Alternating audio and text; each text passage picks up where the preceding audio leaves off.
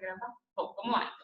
Então, a gente viu, a gente fez finalizou a apostila e agora a gente está na revisão aqui das unidades. A gente viu que teve várias teorias sobre a origem da vida, a gente já viu elas.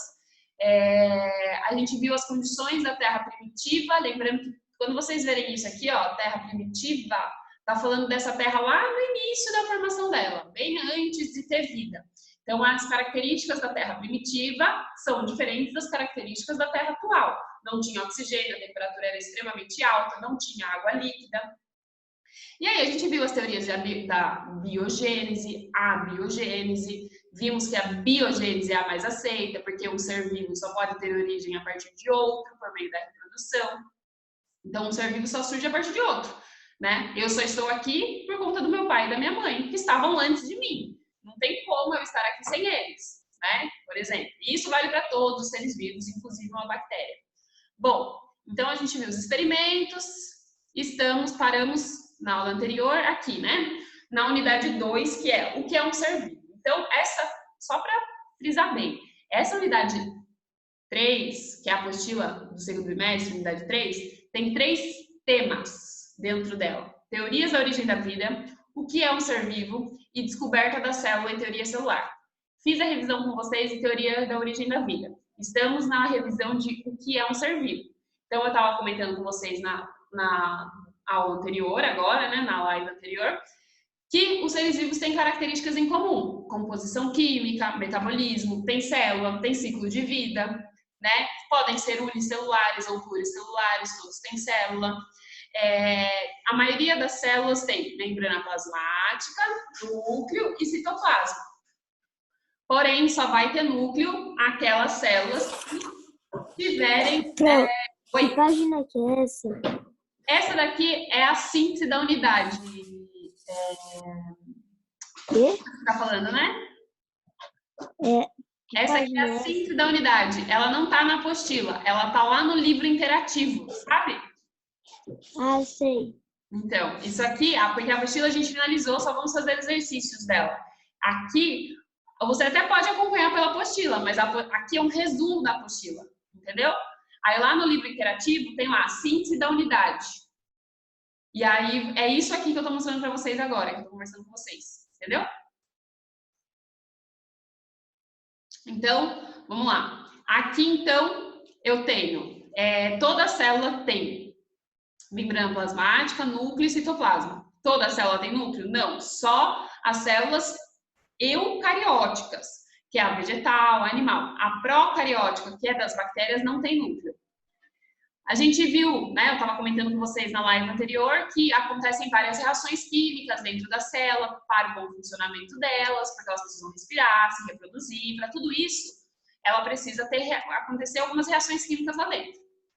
O núcleo, dentro do núcleo, para quem tem núcleo, para células que têm núcleos, para esses seres, o material genético está dentro do núcleo. O que é o material genético? O material genético pode ser DNA ou RNA, mas são estruturas responsáveis pelas instruções do funcionamento da célula. Então, é um material genético que dá o comando para o funcionamento da célula, de como a célula vai funcionar e também do próprio organismo. É um material genético que dá as informações genéticas, as informações de como é aquele ser vivo. Depende do material genético. E isso é a síntese do que é um ser vivo. E a descoberta da célula em teoria celular. Então, essa é outra unidade, né? A última unidade que nós vimos, aliás, desculpa, o último tema, porque, vamos lá, unidade 3, que é a apostila que vocês estão, tem 3 temas dentro da unidade 3. O último tema é este, descoberta da célula em teoria celular. Então, se a gente está falando de origem da vida, de características de um ser vivo, a gente precisa falar de célula, porque todo ser vivo tem célula. Pelo menos foi o que a gente viu até aqui, né? Como é que foi descoberta a célula? Para eu falar da origem da vida, e essa origem da vida também tem a ver com célula, porque provavelmente o primeiro ser vivo era muito mais parecido com uma célula do que com a gente, que é muito mais complexo. Para eu falar que todo ser vivo é formado por célula, primeiro eu preciso conhecer a célula. E só foi possível descobrir a existência das células graças à invenção do microscópio. Sem o microscópio, não tinha como saber que existia célula, porque a célula não é visível ao olho nu. Eu só posso ver com o auxílio de uma lente, né, de aumento, que vai aumentar alguma coisa para eu ver, e aí eu consigo ver a célula. Um dos primeiros cientistas que observou algo lá no microscópio dele foi o Robert Hooke. Comentei com vocês sobre ele.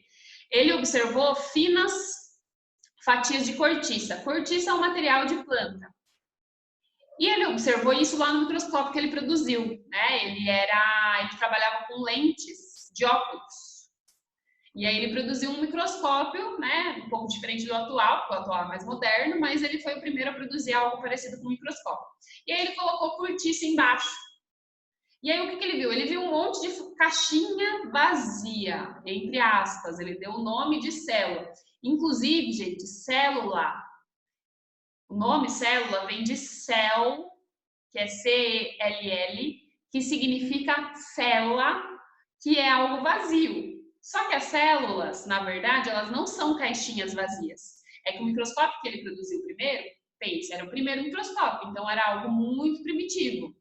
Esse primeiro microscópio não conseguia enxergar o material genético, o núcleo, as organelas que tem dentro da célula. Então, olhava para a célula e via algo vazio. Mas não é vazio, a gente já sabe que não é vazio, porque tem coisas ali dentro. Tem substâncias, tem estruturas. E aí, no início do século XIX, nós estamos no século... Que século é esse que a gente está vivendo, 2020? Que século é? Isso. Ele fez o sinal ali. 21, né? 21. Então, nós estamos... 21, isso mesmo. Ah, é verdade. Século XIX foi em 1800, porque o século 21 é dos anos 2000. 2001, 2002, 2003. Século 20 é 1901, 1902, 1903. Século 19, que é o que eu estou falando aqui, foi 1800 e alguma coisa. Então, século 19, 1800, os anos 1800, esse microscópio começou a se aperfeiçoar. As lentes do microscópio foram aperfeiçoadas, foram melhoradas, né?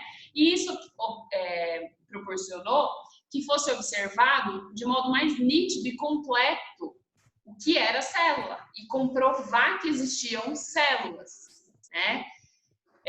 Em outros seres vivos, não só na cortiça, que era da planta, mas em nós, nos animais, né? E aí foi possível conhecer, inclusive, seres que antes a gente não conhecia, inclusive as bactérias. Como é que eu vou saber da existência de bactérias se eu nunca vi se não existia microscópio? Eu não sabia.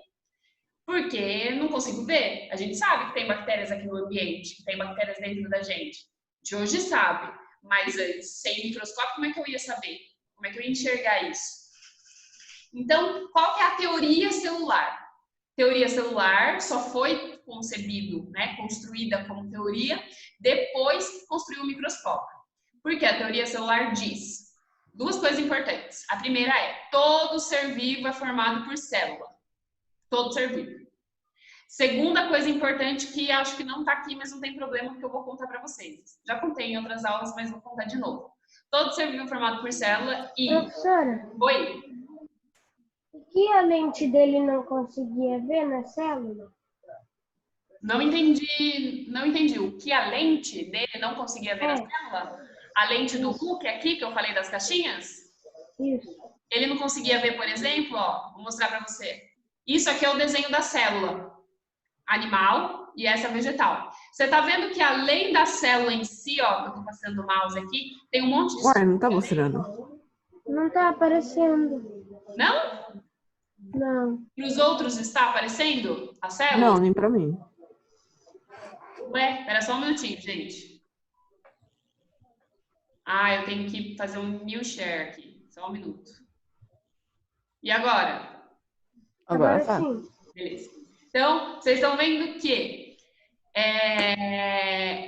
aqui eu tenho duas células, animal e vegetal.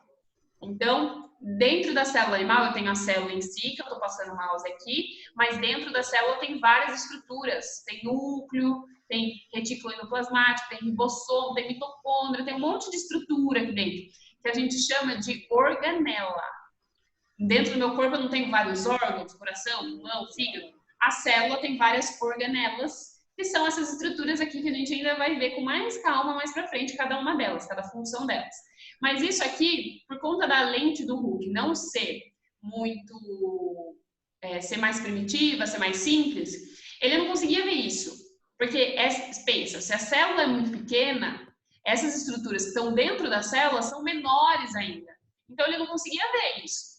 Então, ele achava que era uma caixa vazia, porque ele via essa estrutura em volta, mas ele não via o que estava aqui dentro. Bom, e deixa eu voltar aqui. Voltou para o slide da descoberta da célula? Voltou? Tá. Beleza, obrigada. Aí, então, olha só. Então, o Hooke observou como caixinhas vazias, tá? E na teoria celular, que só foi possível graças ao microscópio, eu tenho que a teoria celular todo ser vivo é formado por célula. Além disso, além de todo ser vivo ser formado por célula, só existe ser vivo a partir de um ser vivo anterior, certo? Eu preciso da reprodução de um ser vivo para dar origem a um novo ser vivo. Então, eu tenho um ser vivo, ele vai se reproduzir e vai dar origem a novo. Então, eu só tenho um ser vivo novo graças a um que veio antes. Eu só estou aqui graças ao meu pai e minha mãe. A célula que está aqui, provavelmente por aqui, na minha mão, não sei, só está aqui porque teve uma célula antes dela, uma bactéria antes dela, por exemplo, que deu origem a ela. Então, a teoria celular diz duas coisas. Todo ser vivo é formado por célula. Além disso, todo ser vivo só surge, só aparece um ser vivo novo, se eu tiver um ser vivo anterior que passou pelo processo de reprodução. De 1 vira 2, 4, 8. Bom, as células, elas compõem todos os organismos vivos, né? São a menor estrutura capaz de realizar as funções características de seres vivos. Por quê? Porque ela nasce, porque ela se desenvolve, porque ela reproduz, porque ela morre. Né? Lembrando que reprodução pode passar pela reprodução ou não. É um processo que ela tem capacidade de se reproduzir, mas isso não necessariamente significa que ela só é ser vivo se ela se reproduzir. Tá? Ser vivo, reprodução é uma capacidade, mas ela só é um ser vivo se ela nascer, senão ela nunca vai ser. Ela precisa nascer, ela se desenvolve e depois ela morre. As células procarióticas, a gente viu essa diferença. Não tem núcleo, o material genético então fica solto lá dentro. E as células no citoplasma, né? E as células eucarióticas têm material genético dentro do núcleo. Então, tem a célula e dentro da célula tem outra estrutura que está protegendo o material genético, que é o núcleo. Tá? E aí, por fim, aqui a gente tem um mapa mental, né? De tudo isso que a gente já conversou. Então, a unidade que a gente estudou teorias da origem da vida e organização celular. Dentro dessa unidade tinha 3 temas: teoria da origem da vida, daí a gente viu principalmente a teoria da abiogênese, geração espontânea, que a vida surge do nada, a partir da matéria sem vida surge vida, e a biogênese, que é a teoria de que só a partir de uma vida anterior é que eu dou origem a uma nova vida, pela reprodução, que é a mais aceita hoje. Características de um ser vivo.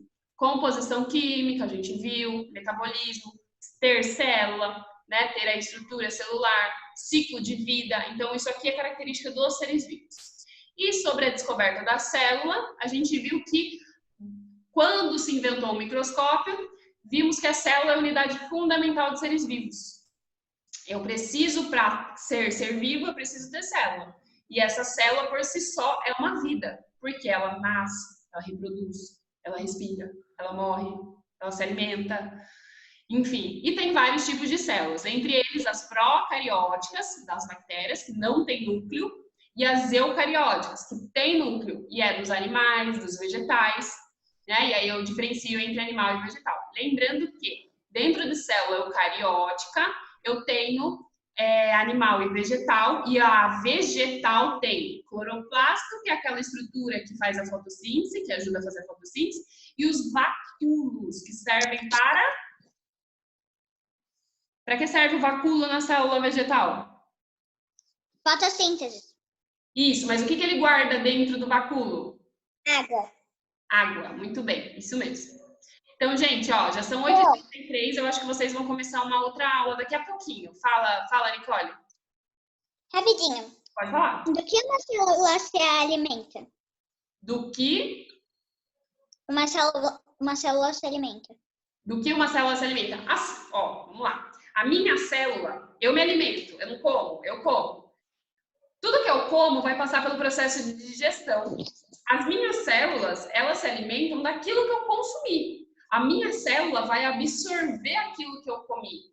Porque quando eu passo pelo processo de digestão, todo o alimento que eu ingeri, que eu coloquei para dentro do meu corpo, esse alimento vai ser quebrado em partículas menores, certo? Que aí vai dentro das células que vai mais ou menos como uma comida para elas, né? Não entendi, Felipe.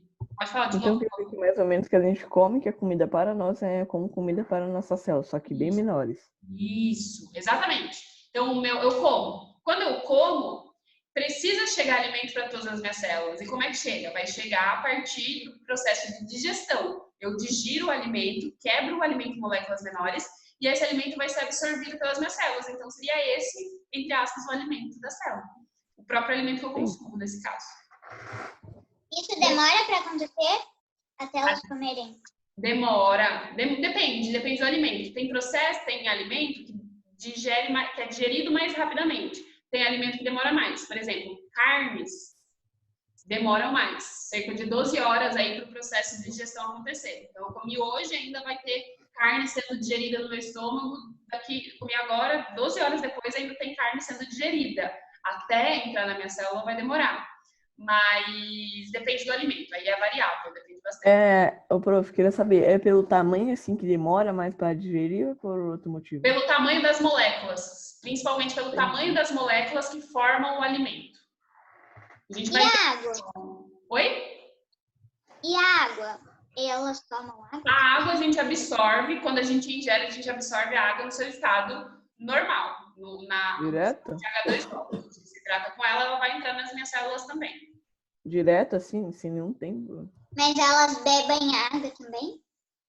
Sim, entra água dentro da minha célula. Vai entrar água dentro de todas as minhas células. Todas elas. E a água, depois, ela vai lá para o meu sangue. E aí eu vou fazer um processo de filtração, que é meu rim que faz.